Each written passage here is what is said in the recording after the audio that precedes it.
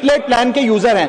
Sir आज मैं prepaid plan के जो मोबाइल यूजर्स हैं उनकी ओर से दो समस्याएं उठाना चाहता हूं। सर पहली समस्या है कि रिचार्ज खत्म होने के बाद आउटगोइंग के साथ साथ इनकमिंग कॉल का भी बंद होना। सर जब प्रीपेड प्लान एक्सपायर होता है या मोबाइल रिचार्ज की वैलिडिटी खत्म होती है तो आपकी आवाज बंद कर दी जाती है, फोन मेरा, सिम कार्ड मेरा, नंबर मेरा। तो सर रिचार्ज खत्म होने के बाद आउटगोइंग कॉल बंद होना समझ आता है, लेकिन इनकमिंग कॉल बंद होना सरासर मनमानी है। सर हमारा मोबाइल नंबर आज हमारी डिजिटल पहचान बन चुका है।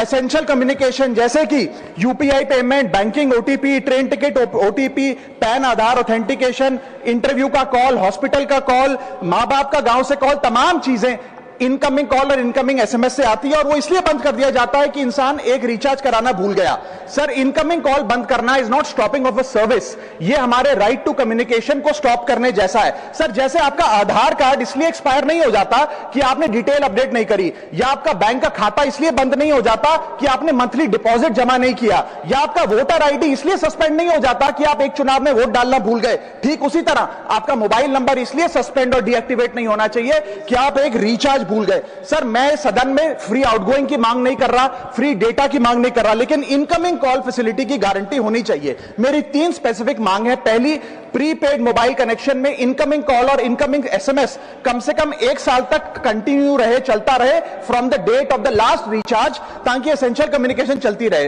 दूसरी, deactivation of the mobile number after 3 years. ऐसा ना हो कि आपका मोबाइल नंबर किसी को आपका मोबाइल नंबर बंद करके किसी और को अलॉट कर दिया जाए। कम से कम 3 साल का ग्रेस पीरियड देना चाहिए from the date of the last recharge. And third demand, mobile operator should introduce a low cost incoming only plan. वो लोग जो सिर्फ इनकमिंग के लिए फोन रखते हैं उनके लिए, जैसे कि 10 रुपए में 180 दिन की इनकमिंग कॉल की फैसिलिटी, इस प्रकार की स्कीम्स मोबाइल ऑपरेटर को लानी चाहिए। दूसरी समस्या जो प्रीपेड कस्टमर्स फेस करते हैं वो है टेलीकॉम ऑपरेटर का 28 दिन का मंथली रिचार्ज। साल में सर महीने 12 होते हैं, लेकिन 28 दिन की रिचार्ज के माध्यम से 13 टाइम्स रिचार्ज कराना पड़ता है। कैसे सर? 28 दिन into 13 times is equal to 364 days. ये एक बड़ी क्लेवर स्ट्रैटेजी है जिसके चलते आपको फीलिंग 30 दिन की देते हैं, लेकिन आपसे डीलिंग 28 दिन की करते हैं। सर दुनिया में हर जगह बिलिंग साइकिल कैलेंडर मंथ के हिसाब से होती है,